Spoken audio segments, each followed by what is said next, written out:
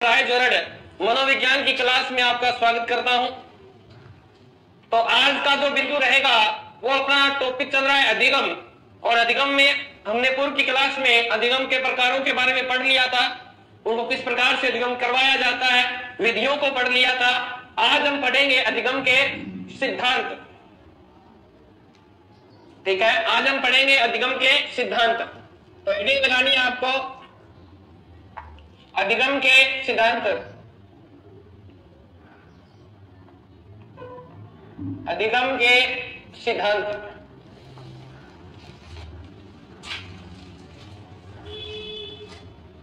ठीक है, अधिगम के सिद्धांतों में अगर बात करें तो अधिगम के सिद्धांतों को हम दो भागों में बांटकर पढ़ेंगे, क्योंकि पिछली बार अगर देखें तो पेपर में सीधा पूछ लिया गया था कि जो ये सिद्धांत है किस कैटेगरी का है। तो अधिगम के सिद्धांतों को दो भागों में बांटेंगे। पहले अधिगम के सिद्धांतों को पहला भाग यहां लिखना है आपको नंबर 1 लगा के, अधिगम के सहचर्य सिद्धांत। अधिगम के सहचर्य सिद्धांत यानी इसी किस पर प्रयोग किया जाएगा और उसी प्रयोग को मानव के लिए लागू कर दिया जाएगा, वो कौन सा सिद्धांत कहलाएगा? सहचर्य सिद्धांत कहलाएगा। समझ में आ गई? यानी इन सिद्धांतों में किसी पशु पर प्रयोग किया जाएगा और फिर उसी प्रयोग को क्या कर दिया जाएगा? मानव पर लागू कर दिया जाएगा। ठीक है, उनसे बार बार प्रयोग करवाए जाएंगे, तो वो सिद्धांत सहचर्य सिद्धांत के अंतर्गत आते हैं। सहचर्य का अर्थ होता है सहायता करना, न्याय से सोच सकते हो। तो इसमें कौन कौन से सिद्धांत आते हैं? सबसे पहले अपन सिद्धांतों को यह कैटेगरी बना लेनी है। सबसे पहले आपको लिखना है अनुकूलित अनुक्रिया का सिद्धांत। अनुकूलित अनुक्रिया का सिद्धांत। ये सिद्धांत किसने दिया था? तो इसके आगे लगा लेना पावलो का सिद्धांत। आपको पूछ लेगा शास्त्रीय सिद्धांत कौन सा है, तो ये शास्त्रीय सिद्धांत सारे लिखवा दूंगा एक जगह। ठीक है, 2 नंबर पे आपको लिखना है व्यवस्थित व्यवहार का सिद्धांत। व्यवस्थित व्यवहार का सिद्धांत।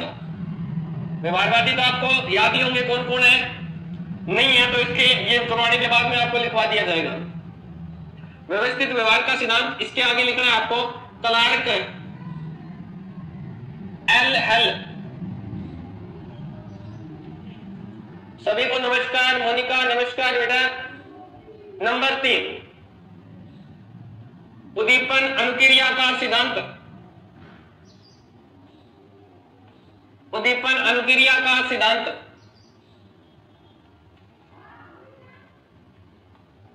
तो ये किसका था? ये सभी को पता ही है, थॉर्नडाइक का। ये थॉर्नडाइक।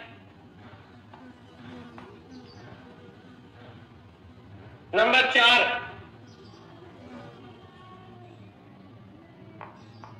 सक्रिय अनुबंधन का सिद्धांत। सक्रिय अनुबंधन का सिद्धांत।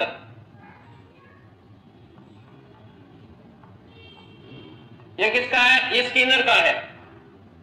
ये किसका है? स्किनर का है। फिर 5 नंबर में आपने लिखना है समीपता का सिद्धांत। समीपता का सिद्धांत। ये किसका है? ये गुथरी का है।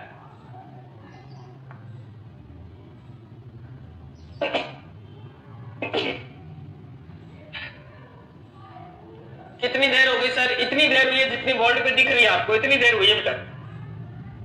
मैंने आपको अधिगम के शास्त्रीय के सिद्धांतों में 1 नंबर पे करवाया है अनुकूलित अनुक्रिया का सिद्धांत, 2 पे है व्यवस्थित व्यवहार का सिद्धांत, क्लार्क एल का है, तीसरा उद्दीपन अनुक्रिया का सिद्धांत थॉर्नडाइक का आता है, नंबर 4 पे आता है सक्रिय अनुबंधन का सिद्धांत और नंबर 5 पे आता है समीपता का सिद्धांत। नंबर 6 पे आता है वाटसन का सिद्धांत। इनकी पत्नी ने और इन्होंने प्रयोग किया था, पावलो के सिद्धांत को सिद्ध किया था, वो भी यही आता है। वाटसन है तो वाटसन दिख ही रहा है आपको। अब मैं आपको कह रहा था कि आपको व्यवहारवादी अगर आपने नहीं लिखे हुए हैं तो आपको यहां लिखवा देता हूं मैं।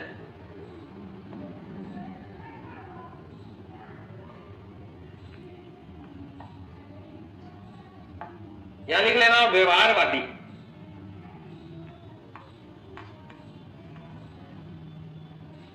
ठीक है, क्या लिखवा रहा हूं? व्यवहारवादी विचारधारा।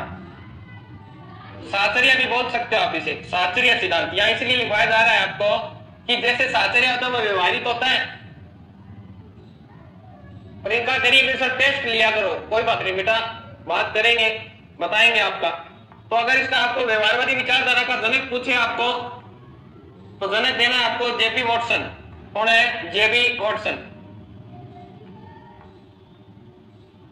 कौन है व्यवहारवाद के जनक की बात करें तो जेबी वॉटसन। अब इसमें कौन कौन आएंगे तो यहां लिखते जाना, जितने ऊपर लिखवाए हैं मैंने सारे। स्किनर आएगा, थॉर्नडाइक आएगा,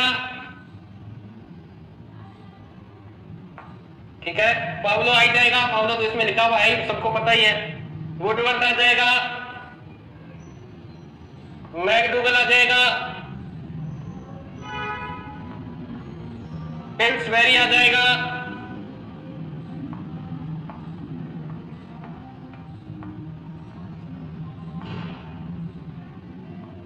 गुथरी आ जाएगा,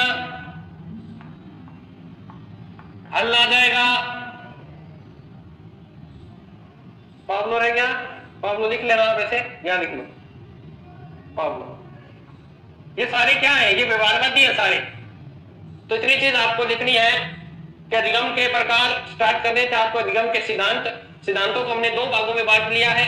पहले भाग को हमने क्या नाम दिया है? साहचर्य सिद्धांत, या इसे व्यवहारवादी सिद्धांत भी बोल सकते हो, ठीक है। तो पहला हमने पावलो का सिद्धांत, स्किनर का, हल का, थॉर्नडाइक का, गुथरी का और वाटसन का।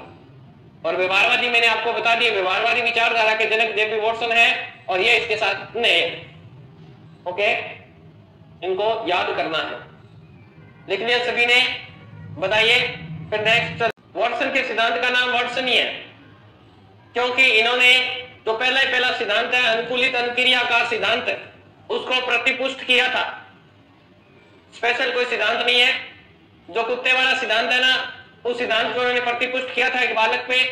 इनकी पत्नी थी रेबर, उसके साथ मिलकर उन्होंने सिद्धांत को प्रतिपुष्ट किया कि हाँ ये बात बिल्कुल सही है कि अनुबंधन हो जाता है। Okay Anjali, next. अब आपको इसी में लिखना है 2 नंबर अधिगम में। पहला सिद्धांत के पढ़ लिया, अब दूसरा अधिगम के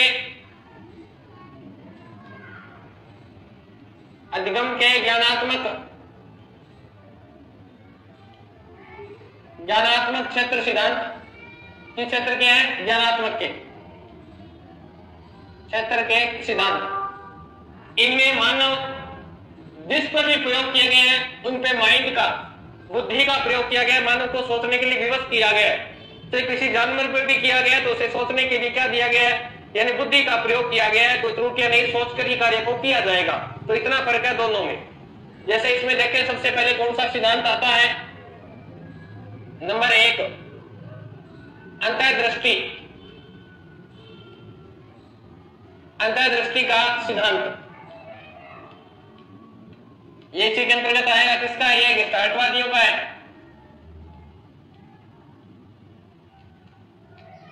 वर्टिमर कोलरकोफ का। आगे करवाएंगे इसको आपको, ठीक है। नंबर बी, सामाजिक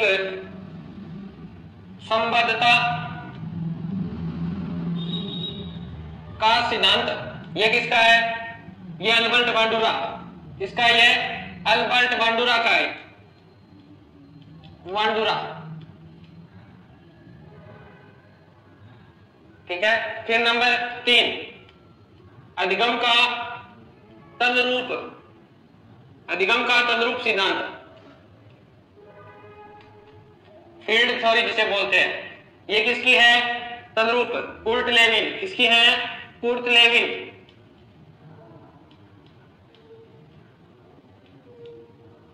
फिर अगर बात करें अधिगम का चिन्ह सिद्धांत, साइन थ्योरी, चिन्ह सिद्धांत, ये किसकी है? ये टोलमैन की है। किसकी है? टोलमैन।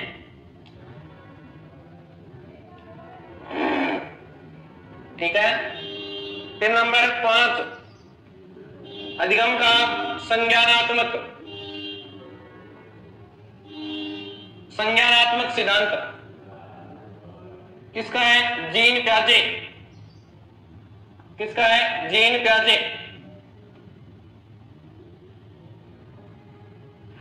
नेक्स्ट है इसी में स्थापना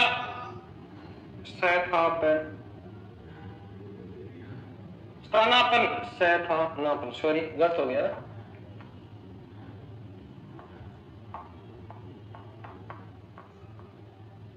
स्थानापन का अधिगम सिद्धांत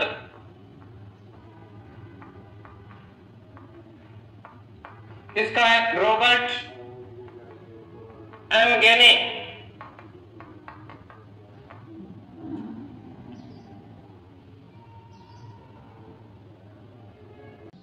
रॉबर्ट एम गेनी।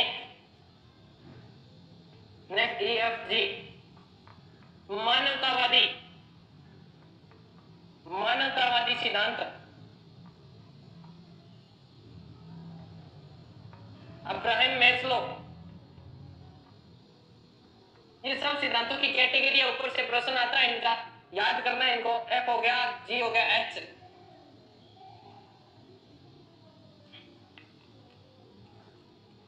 ठीक है। H में आपको लिखना है सूचना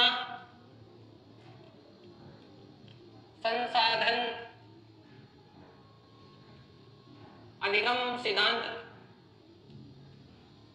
अधिगम सिद्धांत। सूचना रोज रोज मिलनी चाहिए, तो कॉल रोजर्स। कौन है? Call Rogers. प्रतिपादक कौन है इनके? Call Rogers. ठीक है। वैसे तो इसमें और आ जाएंगे FGHI। उसुबेल का सिद्धांत भी आएगा इसमें, आपके सिलेबस में नहीं है वैसे तो, ठीक है ना। डेविड उसुबेल का सिद्धांत पूरा लिख देते हैं। डेविड उसुबेल का सिद्धांत, ये भी इसी में आता है। ओके। ब्रूनर वाला रह गया FGHIJ। जेरोम ब्रूनर का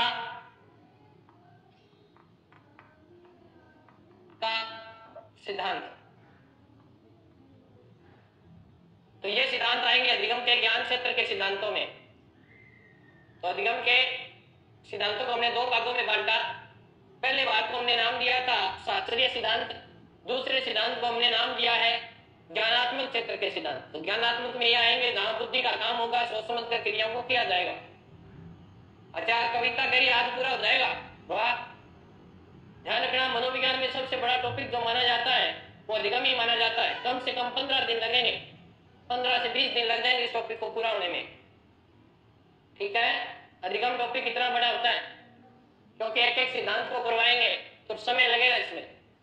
पहले अधिगम के सिद्धांत होंगे, फिर अधिगम की घटनाएं होंगी, फिर अधिगम के वक्र होंगे, अधिगम स्थानांतरण होगा, सीखने के प्रतिफल होंगे, अभिप्रेरणा होगी, अवधान, चिंता, कल्पना, तर्क, ये सब होंगे। सर इनको याद कैसे करें? पढ़ के, बैठ के आराम से याद करो इनको। और कैसे? इनको इसी तरीके से याद करने के लिए तो अलग अलग किया है। क्या आपको वहां बार बार पूछेगा संज्ञानवाद का कौन सा है, शास्त्रीयवाद का कौन सा है, तो ध्यान रखना इसीलिए। ओके, आपको जवाब मिल गया होगा। जी वाला कहाँ है? जी वाला ये मानवतावादी सिद्धांत मैस्लो का है बेटा। मानवतावादी सिद्धांत मैस्लो का है, अब्राहम मैस्लो। वैसे मैस्लो ही आता है पेपर में, पूरा नाम लिखा है अब्राहम मैस्लो।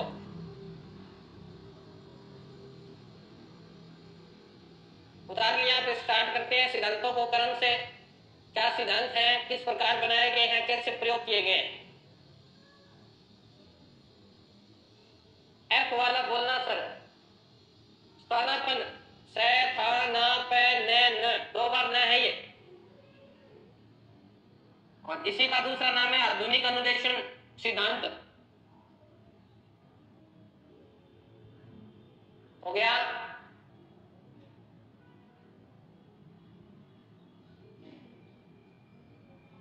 स्थानापन का अधिगम सिद्धांत।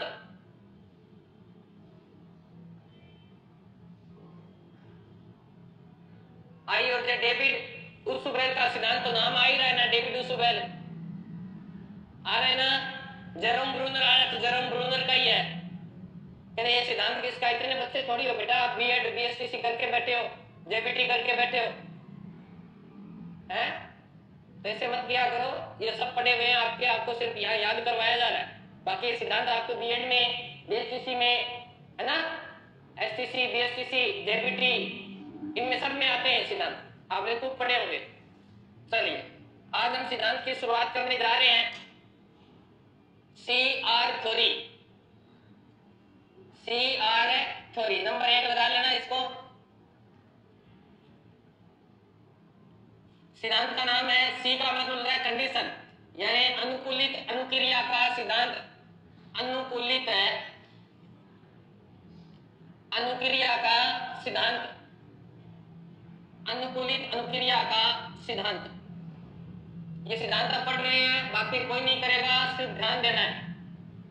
ओके, अनुकूलित अनुक्रिया का सिद्धांत, CR थ्योरी। सी का मतलब होता है कंडीशनल, ये होती है रिस्पांस। थ्योरी का मतलब होता है सिद्धांत, यानी कंडीशन का मतलब हो गया अनुकूलित, रिस्पांस का अर्थ हो गया अनुक्रिया और थ्योरी का अर्थ हो गया सिद्धांत। हो गया ना थ्योरी? याद रह जाएगा, आपको सीधा पूछ सकता है CR थ्योरी किसकी है। ओके, तो इसके प्रतिपादक लिखने हैं आपको सबसे पहले तो प्रतिपादक, ठीक है। इसके प्रतिपादक में अपने पूरा नाम लिखने की जरूरत नहीं है वैसे तो, परंतु आप लिख लो एक बार, Ivan Petrovich, Ivan Petrovich Pavlov. Paper में आपको सिर्फ पाव्लो ही दिया जाएगा, पाव्लो। कहां के थे ये रूस के थे। कहां के थे? रूस के थे, ठीक है। पद की बात करें तो शरीर क्रिया शास्त्री, मनोवैज्ञानिक नहीं है, शरीर क्रिया शास्त्री। सर्जन की बात करें तो क्रिया शास्त्री है ये, शरीर क्रिया शास्त्री। ये सिद्धांत दिया कब था? तो यहां लिख लेना 1904 में दिया था, ठीक है। और यही लिख लेना 1904 में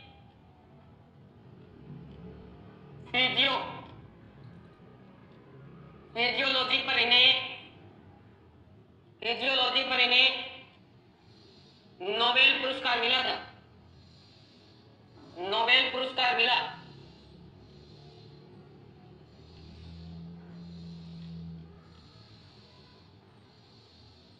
अरे उसुबेल लिख रहे थे, असुबेल लिख दे, एक ही बात है। असुबेल और उसुबेल एक ही बात है, ओरिजिनल नाम इसका उसुबेल ही है, डेविड उसुबेल बोलते हैं इसको। आप असुबेल बोलते हो, भारतीयकरण किया है आपने, ठीक है ना। 1904 में फिजियोलॉजी पर इन्हें क्या मिला था? नोबेल पुरस्कार मिला। अब इस सिद्धांत के उपनाम देखो कितने हैं। सबसे पहले अगर बात करें तो पुराना सिद्धांत है कंडीशनल थ्योरी है, ठीक है ना। क्लासिकल, क्लासिकल को क्या बोलते हैं? शास्त्रीय अनुबंधन का सिद्धांत, पहला नाम अनुबंधन का सिद्धांत, शास्त्रीय अनुबंधन का सिद्धांत। CR थ्योरी मैंने आपको ऊपर लिखवा ही दिया, तो लिखवाने की जरूरत नहीं है, ठीक है। शास्त्रीय हो गया तो शास्त्रीय को हम प्राचीन भी तो बोल सकते हैं, तो नाम आ जाएगा प्राचीन अनुबंधन का सिद्धांत, प्राचीन अनुबंधन का सिद्धांत। ओके, प्राचीन अनुबंधन है, सबसे पुराने की बात करें, शास्त्रीय को पुराने तो बोलते हैं, है ना। फिर देखो नंबर नेक्स्ट, संबंध प्रत्यावर्तन का सिद्धांत, संबंध प्रत्यावर्तन का सिद्धांत, ये अन्य नाम है इस सिद्धांतों के, सभी लिख लीजिएगा। आप ये सोचो कि गुरुजी ने लिखवाना, इंपॉर्टेंट है तब लिखवाने। उद्दीपन अनुबंधन सिद्धांत, अनुबंधन सिद्धांत।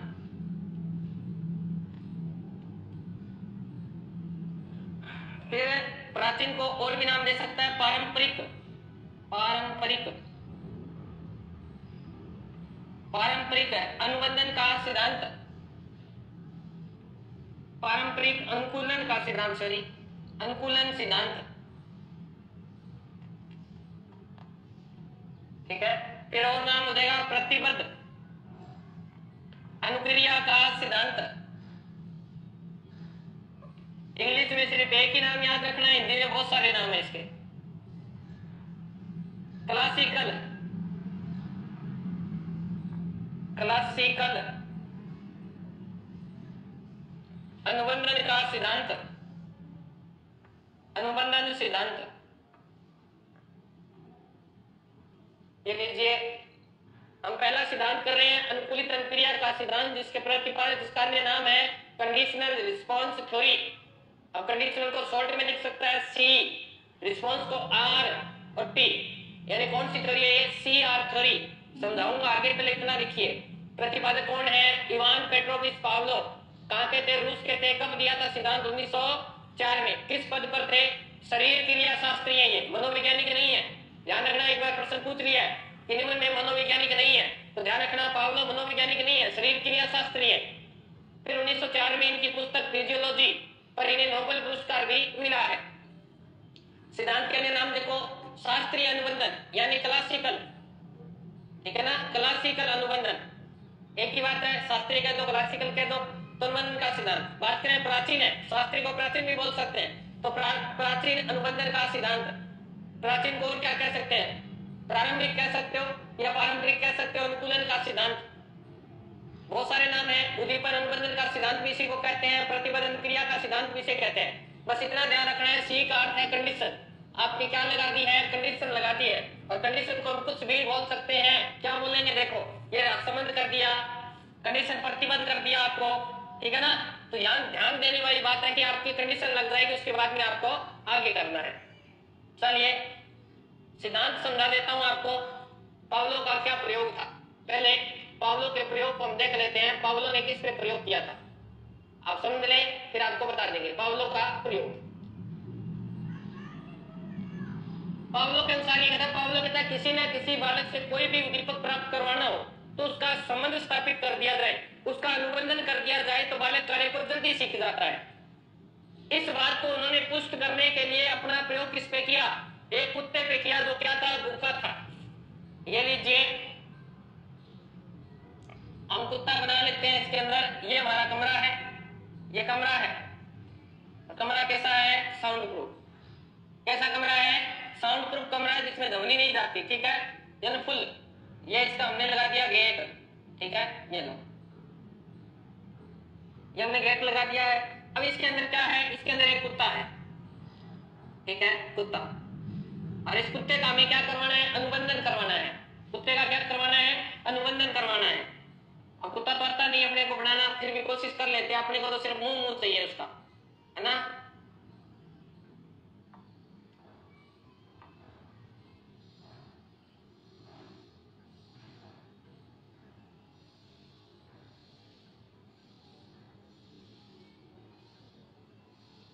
अपने को सिर्फ मुंह चाहिए कुत्ते का, ठीक है, ये मुंह है इसका। यानी पावलोव ने अपना प्रयोग किस पे किया था? कुत्ते पे किया था। किस पे किया था? कुत्ते पे किया। क्या प्रयोग है देख लेते हैं। पावलोव ने क्या किया? इसके कुत्ते के मुख में क्या लगा दिया? क्या? परख नली। और परख नली का संबंध किससे कर दिया? एक जार से कर दिया। ये क्या है? जार या गिलास कह सकते हो, ठीक है। अब इस जार का संबंध इसके मुख से कर दिया। शरीर क्रिया शास्त्री है कि कुत्ते के मुख में जो लार इकट्ठी होती है ना, वो लार कहां आके गिर रही है? जार में आके गिर रही है। अब कैसे अनुबंधन कराएगा देखते हैं। पावलोव ने क्या किया? कुत्ते को रखा भूखा। अब भूखे कुत्ते को जब भोजन दिखाते हैं, जैसे आपके सामने आप भूखे और आपकी कोई फेवरेट चीज आ जाए, तो आपके मुख में ऑटोमेटिक लार क्या हो जाती है? संग्रहित हो जाती है। यानी कहने का अर्थ है, जब आवश्यकता होती है किसी व्यक्ति को, तो वो दीपक के प्रति अपने आप ही सचेत हो जाता है। तो यानी जो कुत्ते को भूख थी, जब भोजन लाया गया तो कुत्ते के मुख में क्या आई? लार। यानी कुत्ता भोजन को देखकर मुंह से क्या छोड़ रहा है? लार। और लार इकट्ठी हो गई यहाँ की। उन्होंने देखा कि भोजन को देखने के उपरांत इसके मुख से लार गिर रही है। अब पावलोव ने एक सिस्टम बनाया, कुत्ते को भोजन देने से पहले एक घंटी बजाते, एक आवाज देते, आवाज देने के बाद फिर उसे भोजन दिया जाता और कुत्ते के मुख में क्या आती? लार। ऐसा बहुत दिनों तक किया गया। अब कुत्ते का अनुबंधन हो गया कि घंटी बजेगी, फिर खाना आएगा, फिर वो खाएगा। ये उसके माइंड में क्या होगी? सेट हो गई क्रिया। अब कुत्ते के साथ क्या किया गया? मजाक। सिर्फ घंटी बजाई गई, भोजन दिखाया नहीं गया। जैसे ही घंटी बजाते कुत्ते के मुख में लार आ जाती। अब भोजन क्या था? यहाँ अनुपस्थित था। कुत्ते का संबंध किससे हो चुका था? घंटी से हो चुका था। उसे यह पता चल गया था कि घंटी बजेगी तो तुझे भोजन मिलेगा। तो उसका अनुबंधन किससे? वैसे ही बालक का अनुबंधन कर दिया जाए किसमें? शिक्षा में, कि अगर तू पास होगा तो तुझे ये चीज मिलेगी। इनाम जो रखे जाते हैं, पुरस्कार जो रखे जाते हैं, वो इसी सिद्धांत पर रखे जाते हैं। ये बात आपको ध्यान रखनी है। तो ये शिक्षा के अंदर ये काम इसीलिए महत्वपूर्ण है। ये सिद्धांत क्यों महत्वपूर्ण है? इसलिए तो पावलो ने आपको मैं बताया ये 3 क्रियाओं से गुजरा है। तो हमें सबसे पहले लिखेंगे अनुबंधन से पूर्व। अच्छी तरह समझ लेना, यहां से प्रश्न पूछेगा। पहली कंडीशन थी अनुबंधन से पूर्व, यानी अभी तक कोई कंडीशन नहीं लगाई है तो क्या स्थिति थी वो देखते हैं। UCS UCR पेपर में ये सूत्र वैसे का वैसा आता है। अनुबंधन क्या होता है? Condition response. जैसे आपका अनुबंधन है क्या? नौकरी को प्राप्त करना, आप गोल कह सकते हो उसे। आपका जो अनुबंधन है वो क्या है कि ये किताब पढ़ूंगी तो मैं नौकरी लग जाऊंगी। आपका उस किताब से क्या हो चुका है? अनुबंधन, संबंध हो चुका है, संबंध जोड़ चुके आप उससे कि ये किताब पढ़ूंगी तो मैं पास हो जाऊंगी, मेरा सिलेक्शन हो जाएगा। तो ये आपका क्या है? अनुबंधन है। समझ में आ गया? संबंध। राधिका समझ में आया बेटा? अनुबंधन से पूर्व, किसी से संबंध जुड़ने से पूर्व, जैसे हमको डिसाइड करते हैं किसी चीज को, तो वो डिसाइड जो चीज की जाती है आपको उसके साथ संबंध दर्शाया जाता है, उसे साइकोलॉजी में क्या बोलते हैं? अनुबंधन बोलते हैं। राधिका एक बार जब कमेंट आ जाता है तो बार बार करने की आवश्यकता नहीं होती बेटा, समझा दिया जाता है। अगर बार बार कमेंट करने से आपको ज्यादा समझ में आता है तो पता नहीं। अब ये देखो, ये मैंने लिखा है, क्या लिखा है मैंने? ये मैंने लिखा है अनकंडीशनल स्टिमुलस। इंग्लिश में लिखना चाहो तो लिख लीजिएगा अनकंडीशनल स्टिमुलस। और यू का अन हो गया, सी का हो गया कंडीशनल, और एस से हो गया स्टिमुलस। स्टिमुलस होता है उद्दीपक। क्या होता है? उद्दीपक।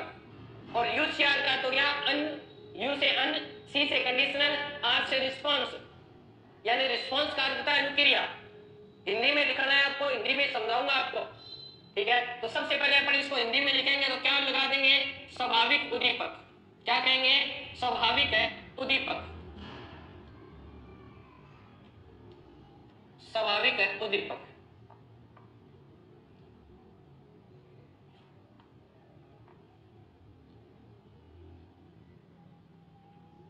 लिख लिया? स्वाभाविक उद्दीपक कह सकते हैं। इसमें अभी तक कोई भी कंडीशन नहीं लगी, इसे हम क्या बोलेंगे? अननानुबंधित। क्या बोल देंगे? अननानुबंधित उद्दीपक। इसी के अन्य नाम है ये सारे। स्वाभाविक कह दिया, अननानुबंधित उद्दीपक कह दिया। क्या है? यूसियस अनकंडीशनल स्टिमुलस। बार बार बोल रहा हूं, लिख लीजिए इसको।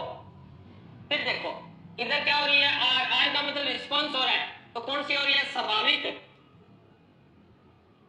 स्वाभाविक अनुक्रिया। स्वाभाविक है अनुक्रिया, ठीक है? स्वाभाविक अनुक्रिया, स्वाभाविक अनुक्रिया, स्वाभाविक अनुक्रिया, ठीक है? स्वाभाविक अनुक्रिया की बात कर रहे हैं ना, तो स्वाभाविक अनुक्रिया क्या होती है? जिसपे कोई कंडीशन नहीं लगी होती, जिसपे कोई कंडीशन है नहीं लगी होती उसे स्वाभाविक अनुक्रिया कहते हैं। ओके? फिर अगर बात करें जब स्वाभाविक है तो इसे हम क्या बोल सकते हैं? हम इसे बोल सकते हैं अननानुबंधित। अभी कोई कंडीशन इस पे नहीं लगी है, अननानुबंधित है अनुक्रिया। ये हिंदी में ट्रांसलेट करवा रहा हूं मैं सिर्फ। क्या है बेटा? ये था उद्दीपक। क्या था? कुत्ते का भोजन। भूखे आदमी को जो चीज दिखाई देती है वो क्या हो गया? उद्दीपक हो गया। कुत्ते के लिए भोजन उद्दीपक है। क्या अनुक्रिया कर रहा है वो? उसके मुख से क्या आ रही है? लार टपकना। क्या आ रही है? लार टपकना। तो आपको पूछ सकता है वहां पे पेपर में कि यहाँ स्वाभाविक अनुक्रिया कौन सी है? तो स्वाभाविक है, भूखा होगा तो मुख से लार आएगी। स्वाभाविक है, कंडीशन का है इस पे। स्वाभाविक क्रियाओं पर मनुष्य का नियंत्रण नहीं होता। होता है क्या? जो स्वाभाविक क्रिया होती है मनुष्य का नियंत्रण नहीं होता। फेवरेट जो चीज दिखती है मुंह में अपने आप पानी आ जाता है, नियंत्रण है क्या? जैसे प्याज को छीलते हैं आंख से अपने आप ही आंखों से आंसू आने लग जाते हैं। है आपके सामने कोई प्रेम भरी बातें कर रहा है या आपके सामने कोई रोमांटिक दृश्य चल रहा है, आप अपने आप ही उत्तेजित हो जाते हो, आपका नियंत्रण है क्या? तो जहां नियंत्रण नहीं होता वो स्वाभाविक होती है। ओके चलिए, ये थी पहली कंडीशन, समझ में आ गई। अब हम 2 नंबर कंडीशन की बात कर रहे हैं। 2 नंबर, कुत्ते को भोजन दिखाया, कुत्ते के मुख में क्या आ गई? लार आ गई। यह लीजिए, अब लिखना है अनुबंधन के दौरान। क्या लिखना है? अनुबंधन के दौरान। अनुबंधन के दौरान क्या सूत्र बनता है देखते हैं, ठीक है। अब देखो यहां पे अनुबंधन के दौरान क्या क्या बनेगा। ये अनुबंधन से पूर्व था ना, ये लीजिए। अब अनुबंधन के दौरान क्या क्या होगा देखते हैं। तो देखो सबसे पहले अनुबंधन हो गया, यानी किसी ने कंडीशन लगा दी है। अब कंडीशन लगा दी है तो सबसे पहले कंडीशन लगाएंगे CS, conditional stimulus plus UCS बराबर UCR।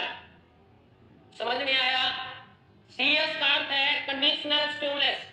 अब हमने कंडीशन लगा दी है, उसके बाद में उसे भोजन दे रहे हैं, यानी यहाँ घंटी बजा रहे हैं, फिर भोजन दे रहे हैं। कुत्ते के मुख में क्या आ रही है? लार आ रही है। ममता सलमान, गुड आफ्टरनून बेटा। तो यहाँ अगर आप लिखना चाहो तो क्या लिखेंगे? यहाँ आपको लिखनी है CS क्या है? घंटी है। CS क्या है? घंटी प्लस ये क्या है? भोजन, और ये आपका क्या है? लार टपकना। लार टपकना, यानी कुत्ते को पहले सीधा भोजन दिखाते थे, लार आती थी। अब एक कंडीशन लगा दी कि घंटी बजाएंगे, उसके बाद में भोजन देंगे। अब हो गई कंडीशन, तो घंटी यानी भोजन और लार। ओके, अब हम इसको ऊपर करते हैं, यहां से हम इसके नाम लिखने प्रारंभ करेंगे। अब देखो घंटी क्या है, देखो पहले तो स्वाभाविक थी, परंतु अब क्या हो जाएगी? घंटी कोई नॉर्मल थोड़ी है, सारे घंटी थोड़ी बजाते थे। ये क्या हो गई? अस्वाभाविक। क्या हो गया? ये अस्वाभाविक उद्दीपक हो गया। एक तो घंटी क्या हो गया? अस्वाभाविक है उद्दीपक। और क्या नाम दे सकते हैं? कंडीशन को बोलते हैं अनुबंधित। कंडीशन को क्या बोलते हो? अनुबंधित। अब कंडीशन लग गई कि घंटी बजेगी तो ही भोजन मिलेगा, तो अनुबंधित है उद्दीपक, ठीक है। प्लस अब ये क्या है? भोजन। भोजन तो पहले क्या था? अस्वाभाविक था, तो आपको यहां से क्या लिखना है? अस्वाभाविक है उद्दीपक, जो पीछे थे वो करवा के वो का वो। फिर अनुबंधित उद्दीपक है, अनुबंधित है उद्दीपक। क्रिया क्या हो जाएगी? सेम की सेम रहेगी, क्योंकि भोजन देखती तो लार आ रही है, अभी भोजन मिल रहा है, तो क्या हो जाएगी? स्वाभाविक, स्वाभाविक अनुक्रिया, ठीक है। अनुबंधित अनुक्रिया लिख लिया, इतना लिख लिया सभी ने। अब तीसरा स्टेप आएगा इसका, तीसरा अनुबंधन के बाद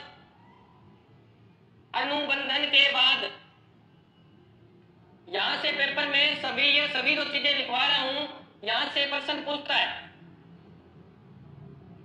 ये लिखिए, अनुबंधन के बाद CS CR। अब देखो U उठ गया दोनों से, यहां से भी U चला गया, यहां से भी U चला गया।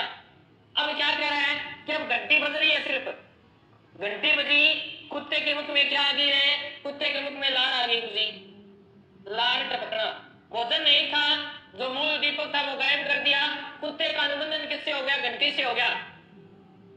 भाई मैं तो स्वाभाविक ही लिखे बेटा, हो रहे हो। अच्छा अस्वाभाविक हो गया क्या? स्वाभाविक है बेटा, स्वाभाविक उद्दीपक है यहाँ पे, स्वाभाविक उद्दीपक की है बेटा ये। महेंद्र वेरी गुड बेटा, सुशील बहुत ही बढ़िया, क्लास में ध्यान है आपका। तो देखिए घंटी और कुत्ते के मुख में क्या आ गई? लार। क्योंकि नीचे तो मैंने सही लिख दिया था, ये रहा अनुबंधित, ऊपर थोड़ा इधर लिखा ना तो उधर चला गया होगा ये, तो ये ध्यान रखना। अब क्या है देखो, अब घंटी क्या है मैं अभी करवा के हूं आपको। घंटी क्या है? अस्वाभाविक। घंटी क्या है? अस्वाभाविक। क्या घंटी बजने से उसकी भूख शांत हो जाएगी? नहीं होगी, ये अस्वाभाविक है। और ऐसे स्टिमुलस होता है यानी उद्दीपक होता है, तो घंटी बजने से भूख शांत नहीं होगी। ठीक है, इसे हम क्या कह सकते हैं? अनुबंधित उद्दीपक। यानी भोजन गायब कर दिया, सिर्फ घंटी से कुत्ते का संबंध हो गया। अभी मैं एक उदाहरण और दूंगा आपको, इसको उद्दीपक हिंदी में इसको ये बोल देंगे। आराम से उतारना है। या ये जो क्रिया हो जाएगी ना, ये अस्वाभाविक हो जाएगी, क्योंकि घंटी को सुन के बाद आवाज को सुन के मुख से लार आ रही है तो अस्वाभाविक है। भोजन को देख के आए तो कोई नॉर्मल बात है, परंतु घंटी को देख के लार आ रही तो अस्वाभाविक बात हुई, कोई अननॉर्मल बात है ये। तो अस्वाभाविक अनुक्रिया, या इसे हम कह सकते हैं अनुबंधित अनुक्रिया। समझ में आई बात है? अब मैं आपको एक सार में समझा देता हूं इसको, कि जैसे भोजन को देख के ला रहे हैं तो नॉर्मल बात है, भोजन नॉर्मल है, नॉर्मल का मतलब स्वाभाविक उद्दीपक है, ला रानी नॉर्मल क्रिया है, स्वाभाविक है, अनुक्रिया है, कोई कंडीशन नहीं लगी है, इसलिए उसे हमने कह दिया अननानुबंधित, यानी कोई कंडीशन नहीं लगी, इसीलिए लार को हमने कह दिया अननानुबंधित है अनुक्रिया। फिर हमने घंटी बजाई, कुत्ते को भोजन दिया। अब घंटी क्या कर रहे हैं? कंडीशन लगा रहे हैं। कंडीशन को हिंदी में बोलते हैं अनुबंधित। पहले अनुबंधित कर दिया कि घंटी बजेगी, फिर खाना मिलेगा, कुत्ते के मुख में लार आ रही।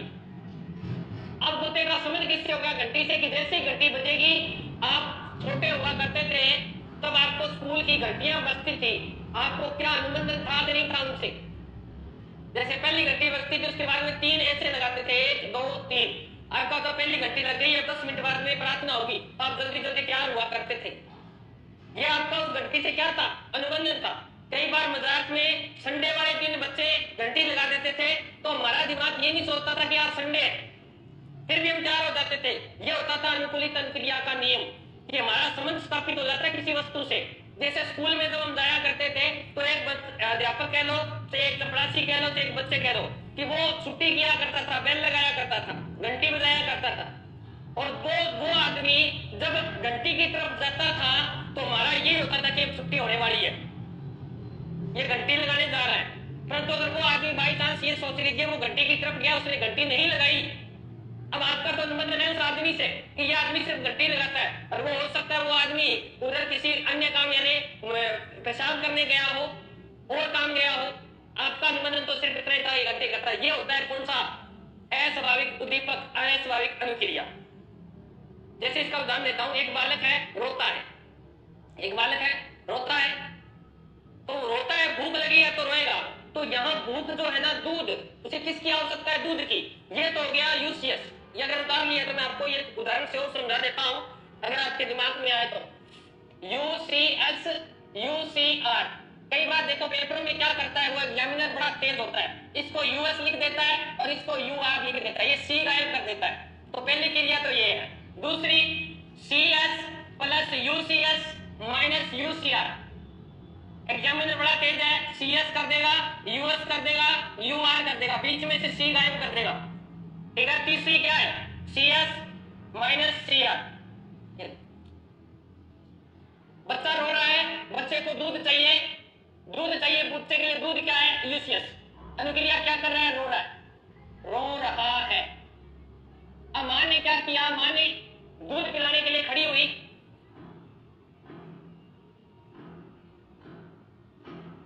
ये समझा रहा हूं ना प्रिय बेटा, ये समझ रहा हूं ना, समझा रहा हूं ना। देखो बच्चे का संबंध है दूध से, दूध प्राप्त करना है, दूध प्राप्त करने के लिए वो रो रहा है, भूख लगी है उसे, छोटा सा बालक है। मां ने संबंध स्थापित कर दिया, मां डेली आती, उसको दूध पिलाती, बालक चुप हो जाता। ये अनुक्रिया थी, बालक रो रहा है। अनुक्रिया क्या होती? दूध पिलाती, बालक क्या हो जाता? चुप हो जाता। यहाँ बालक क्या हो जाता है? चुप हो जाता है। बालक रो रहा था, उसे दूध की आवश्यकता थी, जैसे मां ने आके दूध पिलाया, बालक क्या हो गया? चुप हो गया। अब मां ने एक सिस्टम बना लिया, सिस्टम का मतलब सीएस, कि मां जैसे ही आती, मां कहती आ रही हूं, जैसे ही बालक रोने लगता, मां कहती आ रही हूं, डेली ऐसा कहने लगी आ रही हूं, और आ रही हूं कहती उसके पास आती, उसे दूध पिलाती, बालक क्या हो जाता? चुप हो जाता। यह अनुक्रिया थी इसकी। अब एक दिन क्या हुआ? बालक रोया, मां ने सिर्फ इतना ही कहा आ रही हूं, बालक क्या हो गया? चुप हो गया।